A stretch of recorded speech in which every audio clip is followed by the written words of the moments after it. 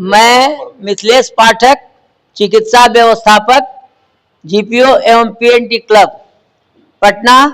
और ये चिकित्सा केंद्र बहुत पहले से चल रहा है, जिसका संचालन हम करते हैं।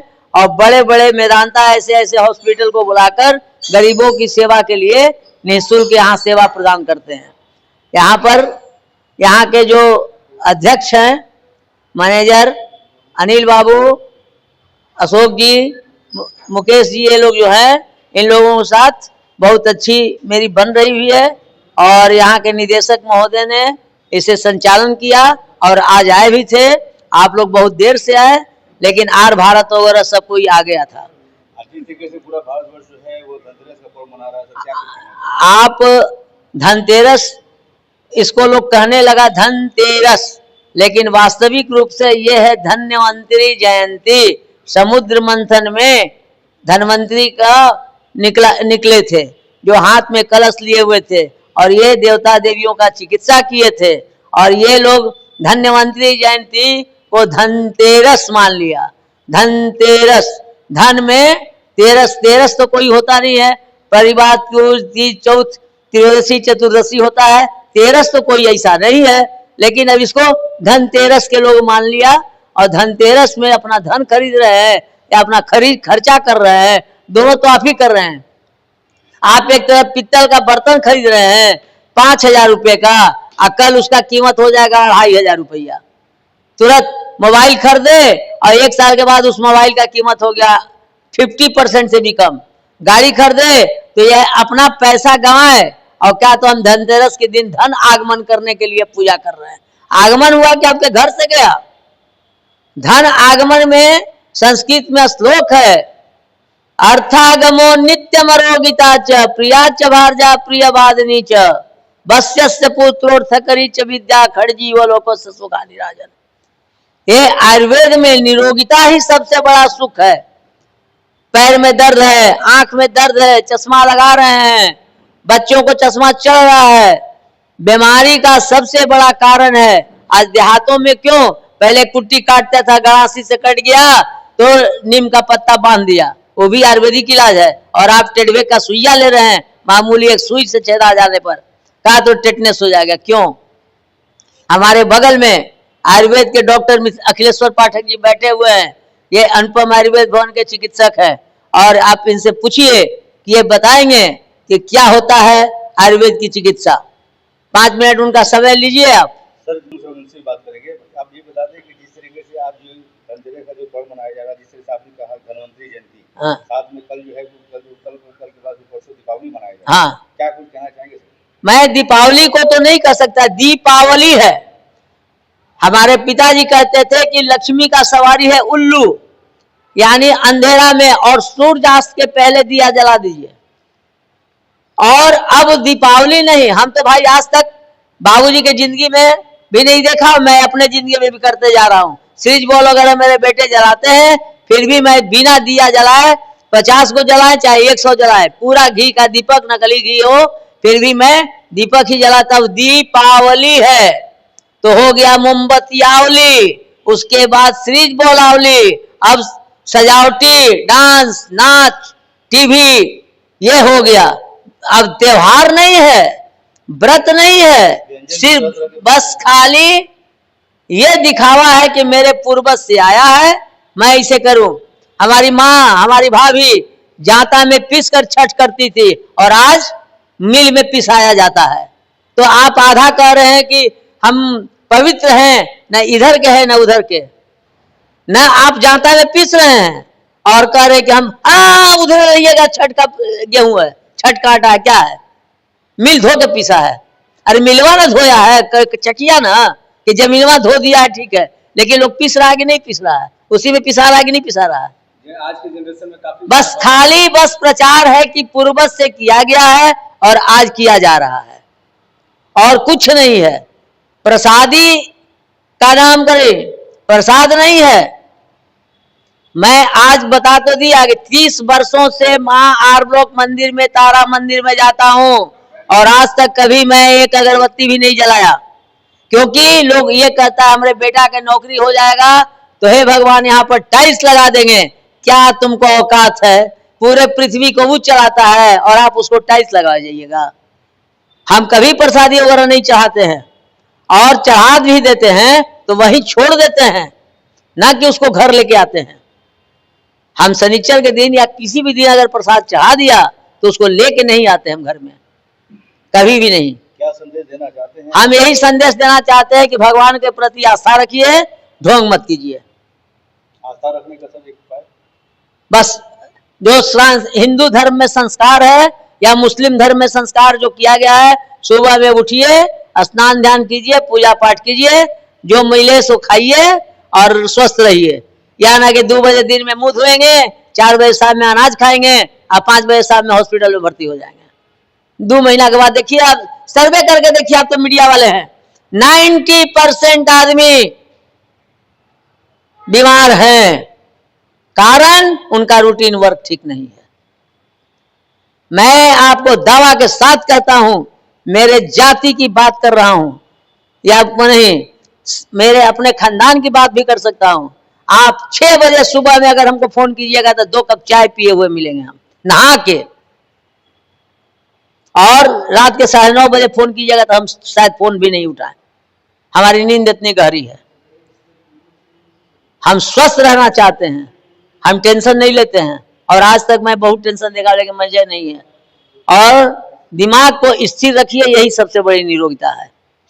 बहुत बहुत धन्यवाद, बहुत बहुत शुभकामना आपको आने वाले त्योहारों के लिए। धन्वंतरी जयंती धन त्रयोदशी दिन है, उसको अपभ्रंश में लोगों ने धनतेरस कर दिया। एक्चुअली वो धन्वंतरी भगवान का प्रादुर्भाव हुआ था और उन्होंने देवताओं उन दिनों में जो देवता ही हुआ करते थे, देवताओं का सेवा किया था। आज पूरा चिकित्सा जगत होम्योपैथ को छोड़ गए, आयुर्वेद और एलोपैथ दोनों में धन्वंतरी भगवान की पूजा होती है।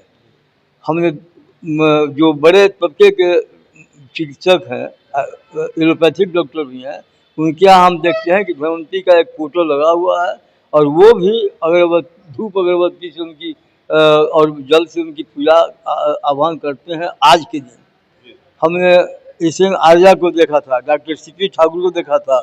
हम तो खैर आयुर्वेदिक डॉक्टर हैं, हम तो अपना करते ही हैं। अन्य सभी बड़े चिकित्सकों को हमने देखा था जवानी के दिनों में, सब जगह हम मिलते थे लोगों से, और सबके यहाँ धन्वंतरी पूजा के दिन हमको बुलाया जाता था। हम कहीं जाते नहीं थे, फिलहाल अब नहीं जाते हैं, लेकिन सभी जगह पहले जाते थे। और धनतेरस में धन्वंतरी पूजा खुशी थी, अब सबके यहाँ होती है। और एलोपैथ और आयुर्वेद का उसमें बंटवारा नहीं था। अब कुछ जो आधुनिक जो एलोपैथिक डॉक्टर हुए हैं, आज 35 से 55 साल के बीच की उम्र के जो लड़के हैं, जो नौजवान हैं, तो उन लोगों के मन में एलोपैथ और आयुर्वेद में विभेद हो चुका है। वो लोग साफ कहते हैं कि आयुर्वेद की चिकित्सा मत करो, नहीं तो हम तुम्हारी चिकित्सा नहीं करेंगे। जबकि हमारे यहाँ एलोपैथिक डॉक्टर खुद नरेंद्र प्रसाद सिन्हा से जैसे लोग, सीपी ठाकुर जैसे लोग, मेरे आयुर्वेद भवन में जो क्रोनिक डिजीज होता था और एलोपैथ से नहीं छूटता था, जैसे अनिरुद्ध प्रसाद यादव, इन सब डॉक्टरों के भेजे हुए पेशेंट्स को हम देखते थे और दावे के साथ छुड़ाते थे, आज सबको निरोग करते थे। एक तो ऐसा भी पेशेंट था जो बिल्कुल मरासन हो गया, अनिरुद्ध बाबू ने भेजा, सीपी ठाकुर के यहाँ उन्होंने भेजा, विजय बाबू के यहाँ, सब लोगों से अंत में निराश होकर तब सीपी ठाकुर ने कहा कि जाओ गर्मीबाग के वैद्य से इलाज करो। उस लड़के को हमने इलाज किया और 4 साढ़े 4 महीने में वो लड़का बिल्कुल, जो कि काफ़ी परेशान था और जीवन मृत्यु से लड़ रहा था, मामूली सी एक दवा, उसका बुखार क्रोनिक हो गया था, छूट ही नहीं रहा था, तो उसको एक मामूली सी दवा, गुरुची जो गिलोय होता है उसका अमृता रिस्ट बनता है, अमृता रिस्ट के साथ अन्य कुछ दवाइयाँ भी हम देते थे। और मेन दवाई वही था, अमृता रिस्ट से उसका लीवर का फीवर खत्म हो गया और वो लड़का चंगा हो गया। उसके बाद हमने उसको 1 किलोमीटर से धीरे धीरे 2-3 किलोमीटर तक दौड़ने का सलाह दिया। आयुर्वेदिक दवाई पेट को और लीवर को मजबूत करने के लिए हम देते थे। ऐसा एग्जाम्पल कम से कम 100-200 होगा मेरे पास, रजिस्टर में सब नोटेड है। और वो लड़के आज भी हमारा काफ़ी गुणगान करते हैं, पेशेंट भेजते हैं। सर, एक संदेश दे दिया जाए हाँ, सभी लोगों को, पटना वासियों को, बिहार वासियों को और पूरे हिंदुस्तान वासियों को हम यही संदेश देना चाहते हैं। दीपावली आने वाली है और धनतेरस आज जा रही है, तो इसमें हम यही संदेश देना चाहते हैं कि सबसे स्वस्थ रहिए, दिमाग में किसी तरह का टेंशन नहीं लाइए, शुगर फ्री रहिए, बीपी फ्री रहिएगा। एकमात्र टेंशन से ही सारी बीमारियां होती हैं, और टेंशन अगर मुक्त रहें और थोड़ा हंसा कीजिए, सुबह शाम थोड़ा एक्सरसाइज करें, फिजिकल एक्सरसाइज कुछ करने के लिए। देखिए, सर से लेकर पैर तक हर अंग का अलग अलग पार्ट वाइज एक्सरसाइज होता है। एक्सरसाइज आधा घंटा भी, अगर 1 घंटा, आधा घंटा से 45 मिनट तक करते रहेंगे तो दौड़ना भी नहीं पड़ेगा, टहलना भी नहीं पड़ेगा, और ना किसी तरह की दवाई खाना पड़ेगा। आप बिल्कुल स्वस्थ रहेंगे। चिकित्सक के यहाँ किसी तरह के जाँच पड़ताल में जाने की जरूरत ही नहीं पड़ेगी। इसलिए स्वस्थ रहने के लिए थोड़ा व्यायाम कीजिए, थोड़ा मानसिक तनाव से दूर रहिए, सारी बीमारी छूट जाएगी। इति शुभम। बहुत बहुत शुक्रिया, बहुत बहुत एएमएस के श्री मुरारी प्रसाद जी हैं, जो पूरे भारत के बहुत मशहूर व्यक्ति में हैं, और हिंदुस्तान के ऐसे कोई शहर नहीं है और ऐसे कोई तीर्थ स्थल नहीं है जहां मुरारी बाबू नहीं गए हों। और मैं उनसे आग्रह कर रहा हूं कि आयुर्वेद के प्रति 2 मिनट ये पत्रकार महोदय को थोड़ा सा बता। जन्म उत्सव है जो समुद्र मंथन से निकले थे, और ये अपने आयुर्वेद का जो लेकर आए थे कि हम अपने पूरे देश में आयुर्वेद को के द्वारा सभी को, मनुष्यों को हम सुखी संपन्न रखेंगे और निरोग रखेंगे। इसलिए उनके तरफ से बहुत बहुत दीपावली और धनवंतरी जी का धनतेरस जो नाम पड़ गया उसको शुभकामनाएं देता हूँ। ये अपने धनवंतरी जी का जन्म ही आयुर्वेद के लिए हुआ था, लेकिन हम आयुर्वेद पिछले दशक में आयुर्वेद पर ही चलते थे, चाहे ऑपरेशन हो या नॉन ऑपरेशन हो, हम स्वस्थ पहले भी रहते थे। आज देखिए कि किसी भी जानवर को अपने इलाज खुद को करता है। यदि उसको तबीयत खराब होता है तो जो घास है वो पहचानता है कि इस घास खाने से मुझे वोमिटिंग करके या कैसे पचा के वो अपने ठीक हो जाते हैं। उसकी जख्म जो होती है वो अपने जीभ में इतने एसिड होते हैं कि वो चाट के ठीक कर लेता है। और हम लोग जो है उसको जख्म को और बढ़ाते चले जाते हैं। इलाज कराने के लिए हम नहीं जाके उसको और लापरवाही करते हैं। ये देखा जाएगा, आगे बढ़ते जाएगा। तो इसलिए जैसे ही कहा गया है कि थोड़ी सी फुंसी हो उसी समय इलाज करा लेने से वो जख्म का रूप नहीं ले सके, इसलिए आयुर्वेद भी वही कहता है कि ये थोड़ा टाइम लेता है लेकिन इसको जड़ से खत्म करता है।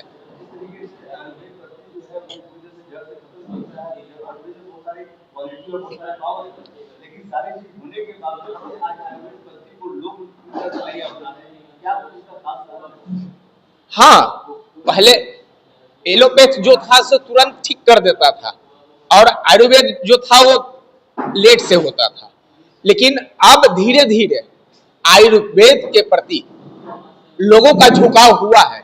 ऐसा नहीं है कि नहीं हुआ है, बहुत ज्यादा। अब देख रहे होंगे इतना यूट्यूब चैनल पर, फेसबुक पर लोग आयुर्वेद का प्रचार प्रसार और लोग ठीक भी हो रहे हैं। जैसे कहा जाता है कि डायबिटीज का वो आयुर्वेद में ही एक ऐसा दवा है जो जड़ से खत्म कर सकता है, एलोपैथ में उसको दबा के रखता है। आयुर्वेद जो है जड़ से खत्म करने का लास्ट इलाज एक जो मतलब ये बेहतरीन निकल करके आ रहा है, फिर भी लोग इनसे अनजान क्यों है? ऐसे में एक शुभ संदेश, क्या संदेश देना चाहेंगे आयुर्वेदिक अपनाने के लिए, ताकि लोग जन जन तक पहुंचे और कितना बड़ा लाभदायक हो सकता है? लोग विश्वास, सबसे पहले विश्वास, किसी चीज पर विश्वास होगा, अंदर आत्मा से मानेगा तो ही हमारा शरीर स्वस्थ रहेगा। किसी चीज पर यदि हमें आयुर्वेद पर विश्वास है और वो इलाज होगा, और अच्छे डॉक्टर भी हैं अभी कुशल, ऐसा नहीं है कि आयुर्वेद में अच्छे डॉक्टर अभी नहीं है, हैं। आयुर्वेद थोड़ा महंगा पड़ता है, इसलिए कि अभी जंगल और ये सब जो कट रहे हैं, तो जो आयुर्वेद जो उपजते थे वो धरती से उपजते हैं ना, पेड़, उसको कुछ पौधे लगाए जाते हैं, कुछ पौधे आयुर्वेद का वो अपने आप धरती से उपजती है। लेकिन जिसको पहचान है वो अपना लाते हैं, जड़ी बूटी से अपना दवा बनाते हैं। क्या सर आयुर्वेदिक जो है हर पीड़ित लोगों को घातक से घातक बीमारी को जो कि मतलब ठीक कर दे, आयुर्वेद क्या ऐसा हो सकता है? ऐसा एकदम हो सकता है, एकदम हो सकता है, लेकिन उस पर विश्वास करना पड़ेगा, तब हो सकता है। नहीं तो 10 दिन खाए और ठीक नहीं हुआ, फिर दूसरे डॉक्टर को बदल लिए, तो ऐसे नहीं होगा। उसके लिए आपको इंतजार करना पड़ेगा, तभी कितने ठीक। सालों से आपका आयुर्वेद में है सर? कितने सालों से कर रहे हैं? क्लिनिक है? क्लिनिक यहाँ पर ही है, हाँ। जो पोस्टल में ही चल रहे हैं इनका क्लिनिक। कितने साल? सरकार ने 2 साल हो गए हैं, सरकार ने दिया है इनको काम करने के लिए। तो आयुर्वेदिक लोगों के लिए काफी लाभदायक है। जी बहुत बहुत शुक्रिया सर, बहुत बहुत धन्यवाद।